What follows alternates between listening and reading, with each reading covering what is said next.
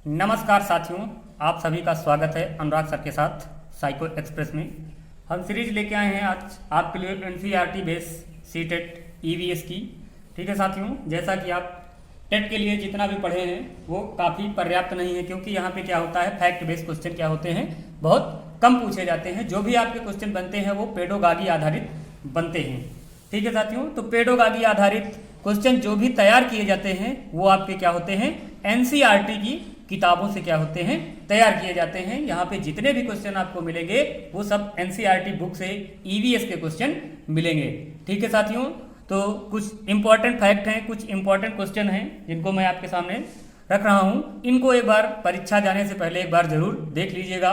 इन क्वेश्चनों की आने की संभावनाएं बहुतायत होती हैं, क्योंकि ये क्वेश्चन पुराने सेटों में 2011 से लेकर आपके 2020 तक जितने भी एग्जाम हुए हैं उन एग्जामों में किसी न किसी पेपर में क्या हुए हैं, पूछे गए हैं। ठीक है साथियों, तो पहला क्वेश्चन आपका क्या है, पहला स्टेटमेंट आपका क्या है, चूहों में देखने की क्षमता कम परंतु सूंघने तथा स्वाद वाली क्षमताएं क्या होती हैं, बहुत तीव्र होती हैं। ठीक है साथियों, क्वेश्चन बनेगा कि निम्न में से किस जंतु की सूंघने की क्षमता बहुत ज्यादा होती है। तो किस जंतु की होती है, चूहे की होती है। किसकी होती है साथियों, चूहे की होती है।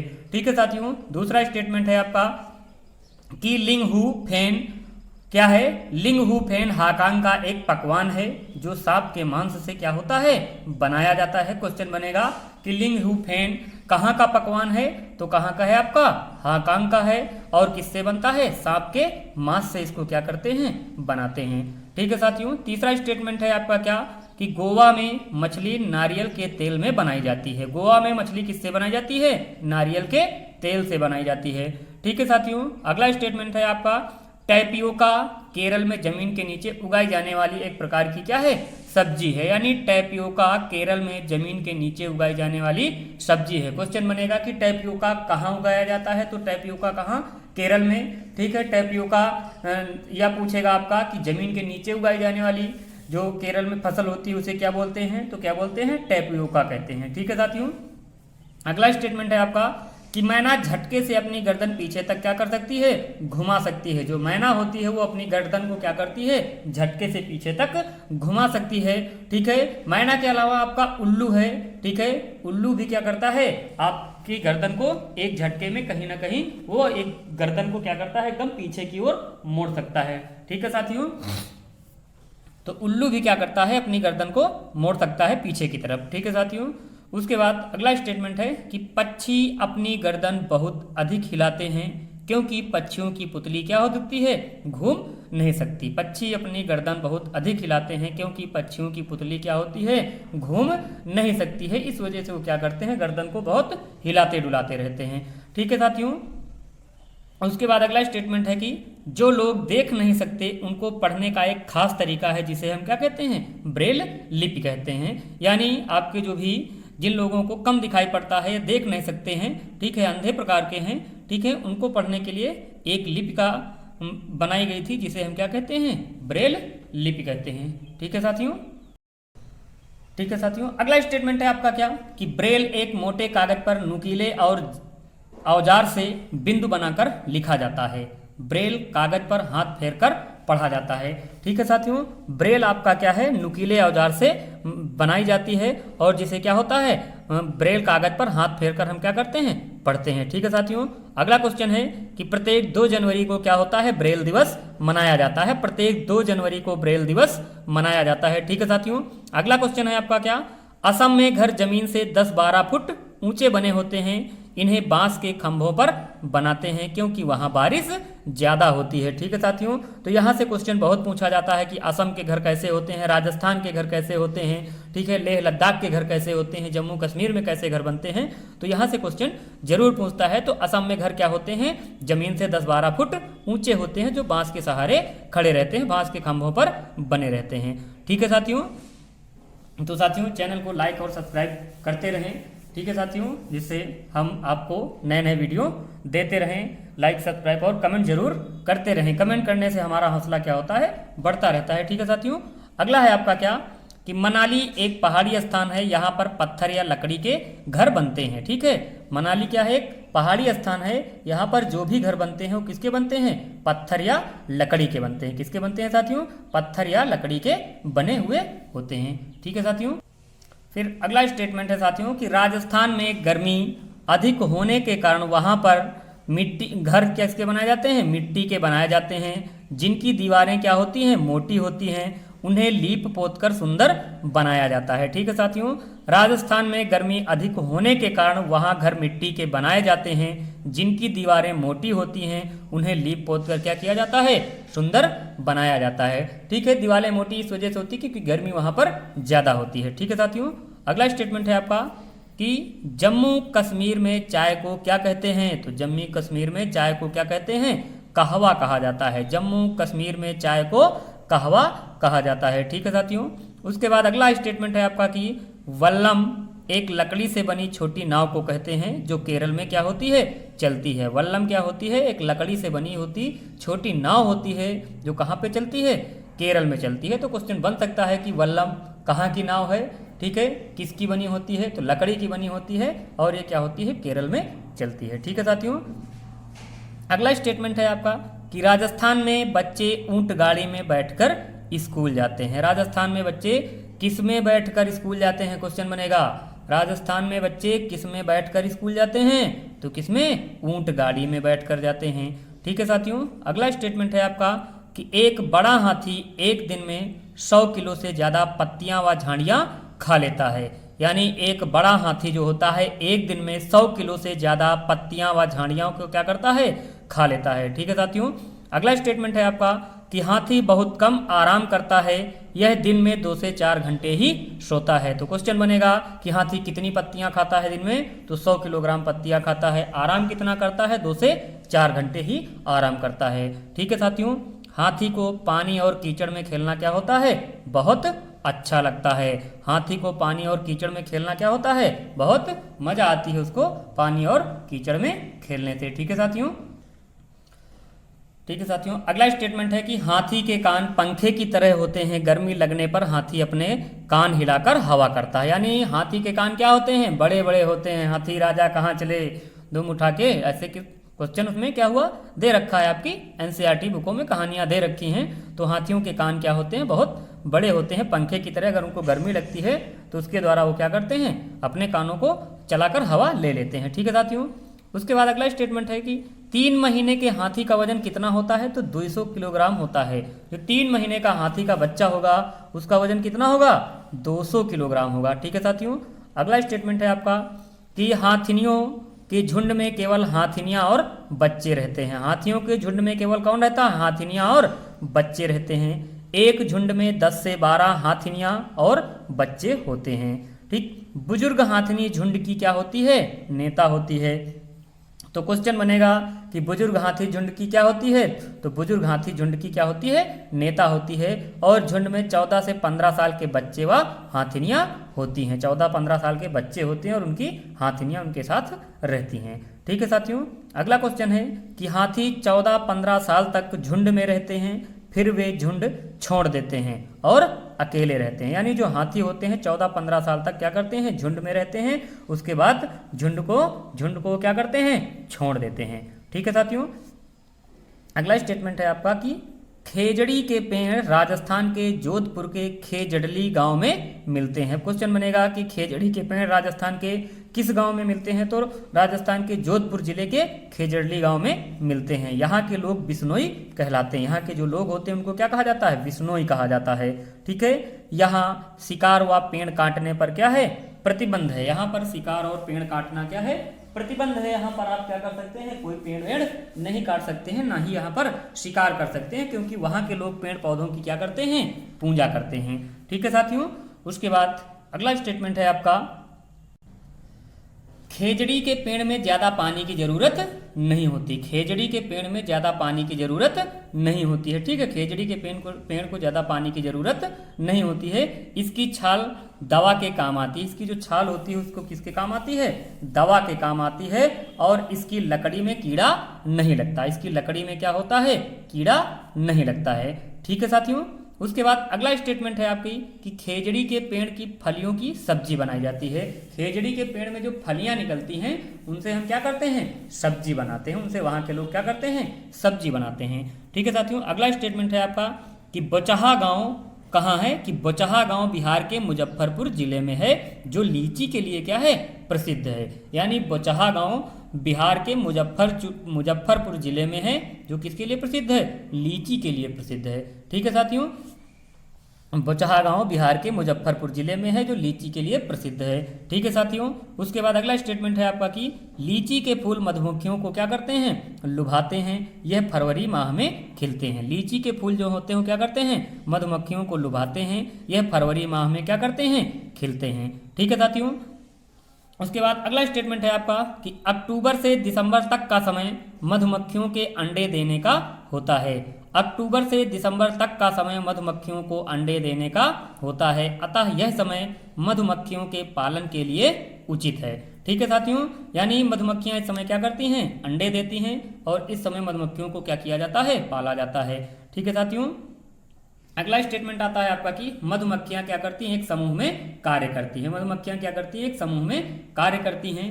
हर छत्ते में एक रानी मक्खी होती है जो अंडे देती है। छत्ते में कुछ नर मक्खी भी होते हैं। ठीक है, हर छत्ते में क्या होगी, एक रानी मक्खी होगी जो क्या करती है, अंडे देने का काम करती है। ठीक है, और उसमें कुछ नर मक्खियां भी क्या होती हैं, रहती हैं। ठीक है साथियों, अगला स्टेटमेंट है साथियों कि सभी चींटियों का काम बटा होता है। सभी चींटियों का काम क्या होता है, बटा होता है। रानी चींटी क्या करती है, अंडे देती है। सिपाही चींटियां क्या करती हैं, बिल का ध्यान रखती हैं। और मजदूर चींटियां जो होती हैं बिल तक भोजन ढूंढ कर लाती हैं। ठीक है साथियों, अब इसमें क्वेश्चन बनता है कि छोटी चींटी और बड़ी चींटी के कितने पैर होते हैं।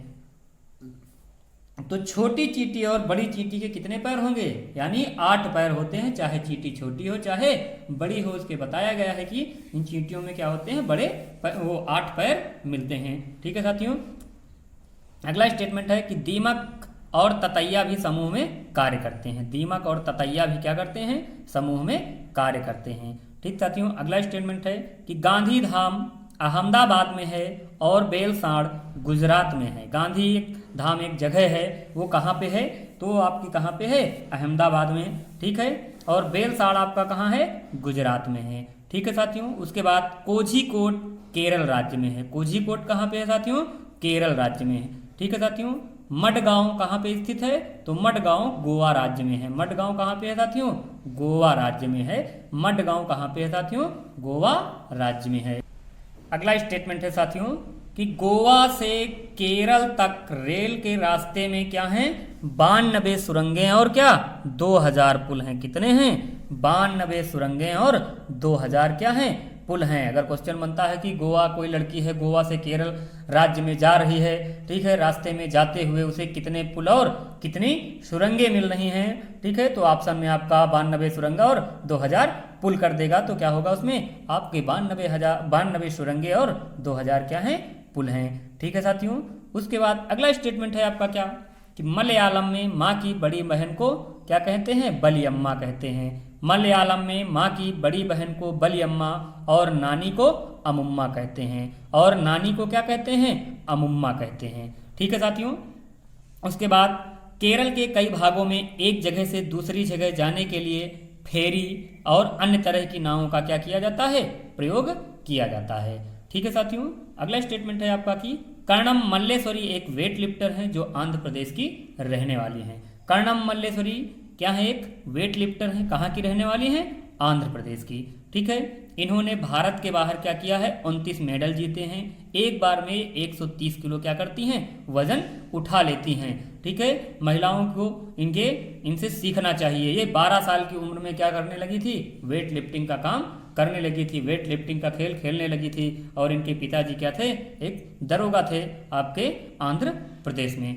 ठीक है साथियों, उसके बाद उत्तरांचल में पहाड़ों के बीच एक ऐसी जगह है जहां फूल ही फूल होते हैं, जिसे हम क्या कहते हैं, फूलों की घाटी कहते हैं। तो फूलों की घाटी किसे कहा जाता है, चमोली में है, उत्तराखंड में पाई जाती है। ठीक है साथियों, उसके बाद बिहार में मधुबनी चित्रकारी के लिए क्या है, प्रसिद्ध है। तो क्वेश्चन पूछा जाता है बिहार मधुबनी किसके लिए प्रसिद्ध है, तो चित्रकारी के लिए प्रसिद्ध है। तो बिहार के मधुबनी जिले में त्योहारों के समय घर की दीवारों में और आंगन में इंसान, जानवर, पेड़, फूल, पक्षी, मछलियों और कई अन्य जीव के क्या करते हैं, चित्र बनाते हैं। ठीक है, जब त्योहार होगा उनके यहाँ तो ये इन चीज़ों को क्या करते हैं, चित्र बनाते हैं पेड़ अपने घर की दीवारों पर और आंगन में। ठीक है साथियों, उसके बाद यह चित्र जो मधुबनी में बनते हैं वो किसके बनते हैं, पिसे हुए चावल के घोल में रंग मिलाकर बनाए जाते हैं। वहाँ लोग चावल को पिसा लेते हैं और पिसाने के बाद क्या करते हैं, रंग मिलाकर उससे क्या करते हैं, ये चित्र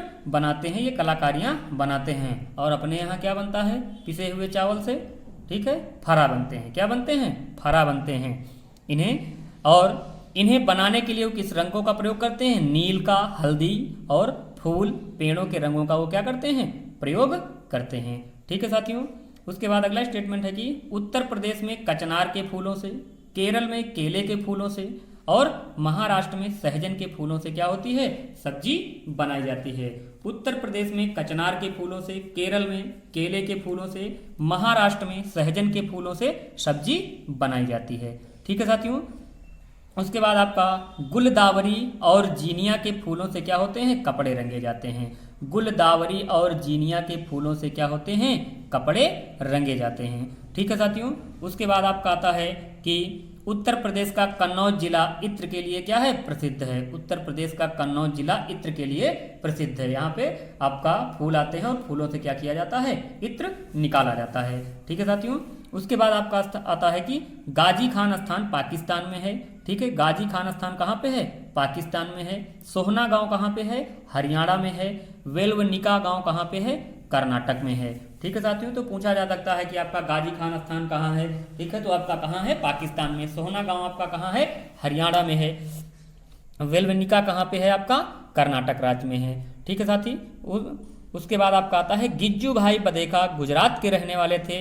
यह बच्चों के लिए मजेदार किस्से, कहानियां और पत्र लिखते थे। यानी गिज्जू भाई बधेका कहाँ के रहने वाले थे, गुजरात के रहने वाले थे। और इनका काम क्या था, ये बच्चों के लिए मजेदार किस्से और कहानियां लिखा करते थे। ठीक है साथियों, उसके बाद कलचिड़ी यानी इंडियन रॉबिन क्या करती है, तो कलचिड़ी या इंडियन रॉबिन पत्थरों के बीच में घोंसला बनाती है। क्वेश्चन बनेगा कि पत्थरों के बीच में कौन सी पक्षी इसमें से घोंसला बनाती है, तो कौन सी, कलचिड़ी या इंडियन रॉबिन।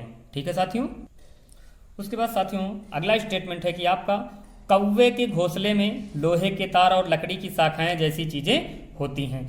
लेकिन कौवा जो अपना घोंसला बनाता है उस घोंसले में क्या होता है, तार और लोहे की चीजों का बना हुआ होता है। और कौवा अपना घोंसला क्या करता है, लकड़ी की शाखा में सबसे ऊंचे बनाता है। डाल जो सबसे ऊंची होगी उसमें वो क्या करता है, अपना घोंसला बनाता है सबसे ऊंची डाल में। ठीक है साथियों, उसके बाद कोयल अपना घोंसला क्या करती है, नहीं बनाती है। क्वेश्चन पूछा जा सकता है कि इनमें से कौन सी चिड़िया क्या करती है, अपना घोंसला नहीं बनाती है, तो कौन सी चिड़िया, कोयल जो होती है अपना घोंसला नहीं बनाती है। और कौवे के घोंसले में क्या करती है, अंडा देती है। कौवे के घोंसले में क्या करती है, अंडे देती है। ठीक है साथियों, उसके बाद अगला है स्टेटमेंट की फाख्ता कैक्टस के कांटों के बीच या मेहंदी के मेड़ में क्या करती है, घोंसला बनाती है। एक चिड़िया होती है फाख्ता कैक्टस, ये क्या करती है, कांटों के बीच में मेहंदी के मेड़ में क्या करती है, घोंसला बनाती है। ठीक है साथियों, अगला स्टेटमेंट है गौरैया कहीं भी घोंसला बना लेती है। अलमारी के ऊपर, आईने के पीछे गौरैया घर में रहती है, कहीं पर भी क्या करती है, घोंसले बना लेती है। ठीक है साथियों, उसके बाद अगला स्टेटमेंट है आपका कि बसंत गौरी पेड़ के तने में छेद बनाकर उसमें अंडे देती है। बसंत गौरी पेड़ के तने में छेद बनाकर उसमें क्या करती है, अंडे देती है। जो बसंत गौरी होती है वो पेड़ के तनों को क्या करती है, छेद डालती है और उसमें क्या करती है, अंडे देती है। ठीक है साथियों, ठीक है साथियों, अगला स्टेटमेंट है आपका कि दर्जन चिड़िया अपनी नुकीली चोंच से पत्तों को सी लेती है और उसके बीच की बनी थैली में क्या करती है, अंडे देती है। तो पूछा जाएगा कि कौन सी चिड़िया क्या करती है, पत्तों को सीती है, तो कौन सी चिड़िया, दर्जन चिड़िया। ठीक है, दर्जन चिड़िया क्या करती है, पत्तों को सी लेती है, उनके बीच में जाकर क्या करती है, अंडे देती है। ठीक है साथियों, शक्करखोरा किसी छोटे पेड़ या झाड़ी की डाली पर अपना लटकता घोंसला बनाते हैं। शक्करखोरा एक पक्षी है जो क्या करती है, छोटे पेड़ पर या झाड़ी की डाल में क्या करती है, अपना लटकता हुआ घोंसला बना लेती है। ठीक है साथियों, उसके बाद एक वीवर पक्षी होता है, तो वीवर पक्षियों में सभी नर वीवर क्या करते हैं, अपने घोंसले बनाते हैं। ठीक है, वीवर पक्षियों में सभी नर जो होते हैं वो क्या करते हैं, अपने घोंसले बनाते हैं ना। यहाँ पे बात हो रही है किसकी, स्वयंवर रचाया जा रहा है। ठीक है, मादा वीवर उन सभी घोंसलों को देखती है, यानी जो मादा होती है वो क्या करती है, उन सभी के घोंसलों को जाकर और देखती है, और उनमें से जो घोंसला अच्छा लगता है उसमें ही वह क्या करती है, अंडे दे देती है। उनमें से वो क्या करती है, अंडे दे देती है। ठीक है साथियों, यानी मादा को जो घोंसला अच्छा लगेगा उसी में जाकर अंडे देती है, बाकी सभी जो नर होते हैं वो अपने अपने घोंसले बनाते हैं। ठीक है साथियों, अगला स्टेटमेंट है कि पत्ते कविता के लेखक कौन है, तो पत्ते कविता के लेखक आपके विजेंद्र पाल सिसोदिया हैं। कौन है, विजेंद्र पाल सिसोदिया हैं। ठीक है साथियों, उसके बाद आपका अगला स्टेटमेंट है कि मशहूर चित्रकार विष्णु चिंचालकर सूखे पत्तों से चित्र बनाने के लिए प्रसिद्ध हैं। क्वेश्चन बनेगा आपका कि सूखे पत्तों से चित्र बनाने के लिए कौन प्रसिद्ध है, तो कौन है आपका, विष्णु चिंचालकर हैं। ठीक है साथियों, उसके बाद बच्चों को, अगर बच्चों के अंदर क्या है, पर्यावरण का भाव जगाना है, पर्यावरण की बातें पैदा करनी है, तो क्या करना है, बच्चों को किसी एक पेड़ से रिश्ता बनाने के लिए प्रेरित करें। यानी बच्चों को क्या कहें कि एक पेड़ को से क्या करो, रिश्ता बनाओ, यानी एक पेड़ अपने घर पर लगाओ, उसे पानी दो और उसकी क्या करो, देखभाल करो, उसकी बारीकी से देखो, जिससे पर्यावरण के प्रति उनका क्या होगा, लगाव बढ़ेगा। अगर बच्चों के अंदर पर्यावरण के प्रति लगाव विकसित करना है तो उनके लिए यही काम आसान होगा कि उनके लिए क्या करना, उनको क्या करना चाहिए कि वो एक घर पे पेड़ लगाएं, उसको डेली पानी दें और उसकी सेवा करें, जिससे उनका क्या होगा, पर्यावरण के प्रति लगाव बढ़ने लगेगा। ठीक है साथियों, ठीक है साथियों, अगला स्टेटमेंट है आपका कि पानी कविता के रचयिता श्री प्रसाद हैं। ठीक है, पानी रे पानी कहानी का उन्होंने क्या किया है, वर्णन किया है। आपकी एनसीईआरटी किताब में है ये कि पानी कविता के रचयिता कौन है, श्री प्रसाद हैं। उन्होंने पानी रे पानी कहानी का क्या किया है, वर्णन किया है।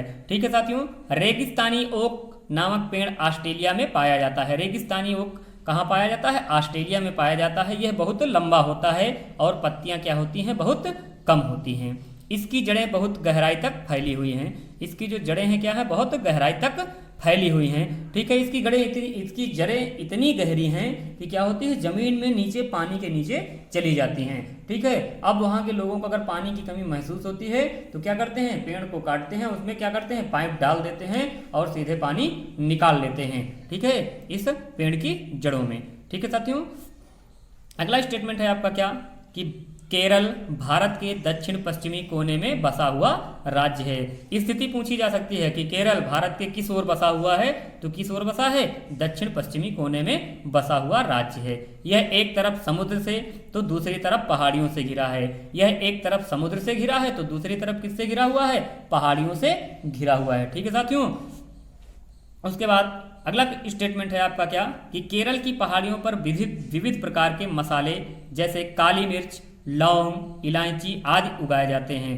ठीक है साथियों, जब वास्को डी गामा केरल पे आया था, यानी वास्को डी गामा केरल के तट पे उतरा था, तो उसने बिजनेस व्यापार किसका किया था, काली मिर्च का व्यापार किया था। काली मिर्च लेकर इंग्लैंड गया था, जहाँ का था वहाँ गया था। ठीक है, डच यात्री था, ठीक, वहाँ गया था और काली मिर्च को वहाँ पे बेचा और लोगों ने उसे क्या किया, बहुत पसंद किया था।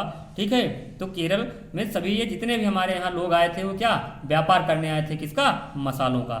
ठीक है साथियों, अगला स्टेटमेंट है आपका कि सबसे पहले अरबी एवं यहूदी कौन, व्यापारी केरल आए। सबसे पहले कौन लोग आए थे केरल, अरबी एवं यहूदी लोग क्या हुए थे, केरल आए थे। ठीक है साथियों, भारत में ईसाई धर्म लाने का श्रेय संत थॉमस को जाता है।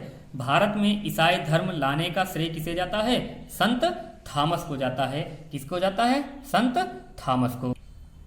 उसके बाद अगला स्टेटमेंट है साथियों कि नेहरू जी ने अपनी किताब भारत की खोज में लिखा कि भारतीय एकता कोई बाहर से थोपी हुई चीज नहीं है। यानी भारतीयों में जो एकता है वो किसी बाहर से थोपा नहीं गया है कि आप सभी लोग एक रहो। यानी यहाँ इतने स्वजागरूक लोग हैं कि उनमें क्या है, भारतीय एकता को हम थोप नहीं सकते। ठीक है साथियों, संसार में 8 मुख्य धर्म हैं। भारत में उन 8 धर्मों के क्या हैं, अनुयायी हैं। ठीक है, भारत यानी संसार में कितने धर्म हैं, कुल 8 धर्म हैं और उन 8 धर्मों को मानने वाले लोग कहाँ हैं, भारत में हैं। भारत में 1600 से ज़्यादा भाषाएं बोली जाती हैं, जो लोगों की क्या होती हैं, मातृभाषाएं होती हैं। ठीक है, भारत में 1600 से ज़्यादा भाषाएं बोली जाती हैं जो उनकी क्या होती हैं, मातृ भाषाएं होती हैं। ठीक है साथियों, अगला स्टेटमेंट है कि खून के गीत का संबंध किससे है, तो खून के गीत का संबंध जलियांवाला बाग कांड से है। किससे है, खून के गीत का संबंध जलियांवाला बाग कांड से है। ठीक है साथियों, उसके बाद सफ्रेज मूवमेंट का संबंध वोट देने के अधिकार से था। सफ्रेज मूवमेंट का संबंध वोट देने के अधिकार से था। पहले लोग वोट नहीं दे पा सकते थे, सभी लोगों को वोट देने का अधिकार नहीं था। केवल वही लोग वोट देते थे जिनके पास क्या होती थी, जमीन होती थी। जो जमींदार होते थे वही लोग क्या करते थे, वोट देते थे। ठीक है साथियों, उसके बाद अमेरिका में औरतों को वोट देने का अधिकार 1920 में मिला। अमेरिका में औरतों को वोट देने का अधिकार कब मिला था, 1920 में मिला था। ठीक है साथियों, उसके बाद अगला स्टेटमेंट है साथियों कि कुछ पक्षी हमारी तुलना में 4 गुनी अधिक दूरी तक देख सकते हैं। ठीक है, कुछ पक्षी हमारी तुलना में 4 गुनी अधिक दूरी तक देख सकते हैं, जैसे चील, बाज और गिद्ध। चील, बाज और गिद्ध क्या कर सकते हैं, हमारी तुलना में 4 गुनी अधिक दूर तक देख सकते हैं। तो क्वेश्चन बन सकता है कि इनमें से कौन से पक्षी मनुष्य की तुलना में 4 गुनी ज्यादा दूरी तक देख सकते हैं, तो कौन से, चील, बाज और गिद्ध। ठीक है साथियों, नल्लामड़ा गांव कहाँ पे है आपका, आंध्र प्रदेश में है। बाजार गांव आपका कहाँ है, महाराष्ट्र में है। कफ परेड कहाँ पे है, मुंबई में है। होलगुंडी गांव कहाँ पे है, कर्नाटक में है। ठीक है साथियों, अगला स्टेटमेंट है आपका कि बरगद के पेड़ की लटकन जिस पर बच्चे झूलते हैं वे जड़ें होती हैं। यानी बरगद के पेड़ में जो लटकती हुई चीजें दिखाई देती हैं वो क्या होती हैं, उसकी जड़ें होती हैं, जो टहनियों से निकलती हैं और बढ़ते बढ़ते जमीन के अंदर चली जाती हैं। टहनियों से निकलती हैं और बढ़ते बढ़ते कहाँ चली जाती हैं, जमीन के अंदर चली जाती हैं। ठीक है साथियों, बिहू त्योहार असम में चावल की फसल कटने पर मनाया जाता है। क्वेश्चन बन सकता है कि बिहू त्योहार असम में क्या कटने पर मनाया जाता है, तो क्या कटने पर, असम में चावल की फसल कटने पर क्या होता है, मनाया जाता है। ठीक है साथियों, बिहू से पिछले दिन की शाम को उरुका कहते हैं। क्वेश्चन बन सकता है कि बिहू से एक दिन पहले जो शाम होती है उसको हम क्या कहते हैं, तो उस शाम को हम उरुका कहते हैं। ठीक है साथियों, उसके बाद बोरा और चेवा चावलों के 2 प्रकार हैं, जो पकने के बाद क्या होते हैं, चिपचिपे हो जाते हैं। इसे असम में खाया जाता है। ठीक है, असम में 2 प्रजाति के चावल हैं, कौन कौन से, बोरा और चेवा चावल हैं। ये जो पकने के बाद क्या होते हैं, चिपचिपे हो जाते हैं, इसे क्या होता है, असम में खाया जाता है। ठीक है साथियों, फिर अगला स्टेटमेंट है साथियों आपका कि मुक्तारपुर गांव आंध्र प्रदेश के पोचमपल्ली जिले में है। मुक्तारपुर गांव कहाँ है, आंध्र प्रदेश के पोचमपल्ली जिले में है। पोचमपल्ली जिले में ज्यादातर बुनकर परिवार रहते हैं। ठीक है साथियों, पोचमपल्ली जिले में कौन लोग रहते हैं, बुनकर परिवार ज्यादा रहते हैं। इस वजह से इस जिले का नाम क्या पड़ गया था, पोचमपल्ली। और पोचमपल्ली वहां की क्या होती है, साड़ियों की बुनने की एक विधि होती है, कला होती है, उसे ही हम क्या कहते हैं, पोचमपल्ली कहते हैं।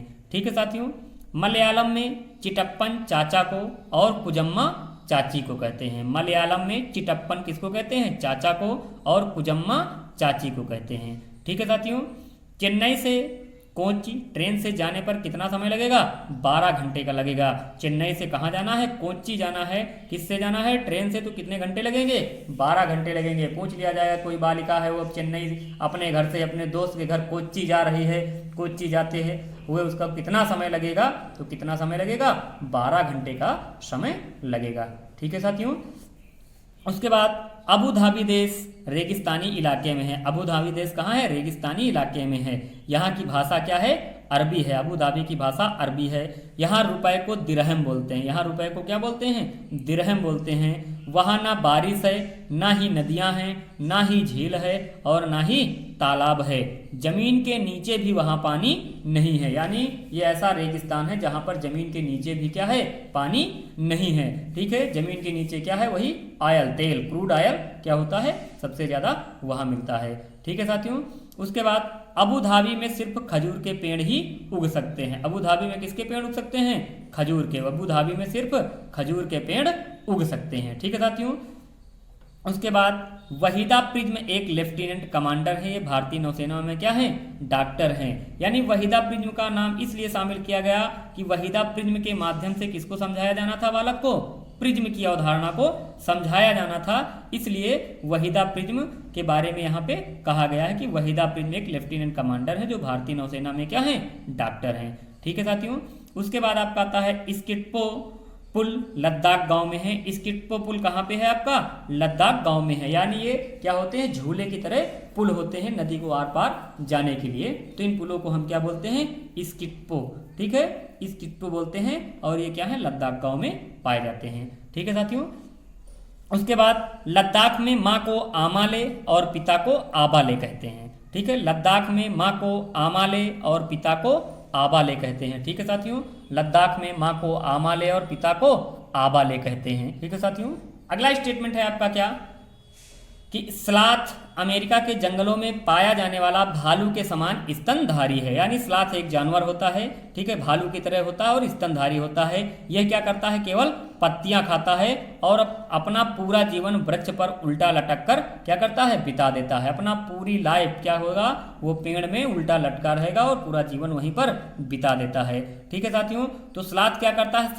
17 घंटे तक पेड़ पर उल्टा लटक कर सोता है। स्लॉथ कितने घंटे सोता है? 17 घंटे सोता है और पेड़ पर कैसे? उल्टा लटक कर सोता है। ठीक है साथियों, उसके बाद आपका आता है कि स्लॉथ सप्ताह में एक बार ही शौच के लिए पेड़ से नीचे उतरता है। जब उसको क्या होता है? शौच लगती है, तब वो क्या करता है? पेड़ से सप्ताह में एक दिन के लिए नीचे उतरता है। ठीक है साथियों, अगला स्टेटमेंट है कि स्लॉथ 40 वर्ष के जीवन काल में 8 पेड़ों पर ही घूम पाते हैं। जो स्लॉथ होते हैं 40 वर्ष के जीवन काल में 8 पेड़ों पर ही क्या करते हैं? घूम पाते हैं। ठीक है साथियों, उसके बाद आपका क्या होता है? रैकून। रैकून कहाँ पाया जाता है?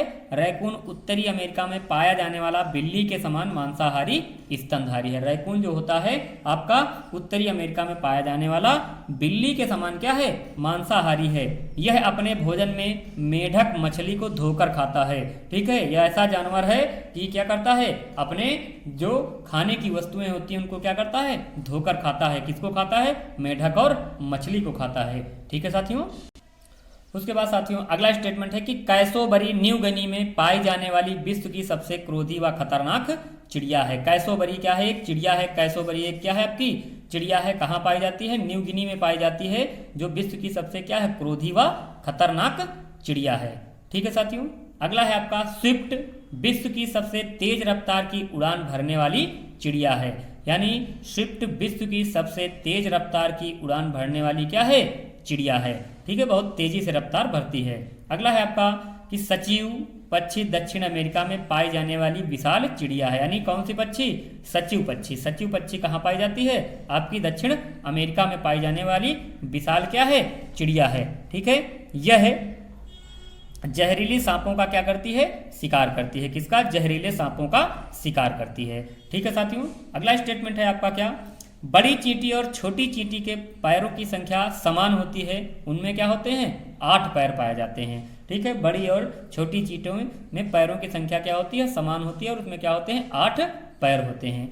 ठीक है साथियों, मलयालम भाषा मुख्यतः तमिलनाडु और केरल में बोली जाती है। मलयालम भाषा कहाँ पे? मुख्यतः तमिलनाडु और केरल में बोली जाती है। अगला है साथियों कि कोंकणी भाषा गोवा व केरल में मुख्यतः बोली जाती है। कोंकणी भाषा गोवा व केरल में क्या होती है? मुख्यतः बोली जाती है। ठीक है साथियों, ये थे आपके 97 क्वेश्चन जो ईवीएस से संबंधित थे, एनसीईआरटी बेस्ड थे। ठीक है साथियों, तो पेपर में जाने से पहले एक बार इस वीडियो को जरूर देख लीजिएगा, इनसे संबंधित चीज़ों को जरूर पढ़ लीजिएगा, क्योंकि वहाँ पे आपके पेडागॉजी आधारित क्वेश्चन ही पूछे जाएंगे और ये आपका एनसीईआरटी पैटर्न ही वहाँ पे चलेगा। ठीक है साथियों, तब तक के लिए धन्यवाद, नमस्कार। ठीक है साथियों, जय हिंद, जय भारत। चैनल को लाइक और सब्सक्राइब करते रहें। ठीक है, आप लोग कमेंट्स करते रहें कि वीडियो कैसा बन रहा है और कौन कौन सी कमियां हैं जिनको मैं क्या करूं? सुधार सकूं। तो कम से कम हमारी कमियों का भी आप लोग क्या करें? बताते रहें और हम अच्छे से अच्छे वीडियो देने की आपको क्या करेंगे? कोशिश करेंगे। ठीक साथियों, जय हिंद, जय भारत।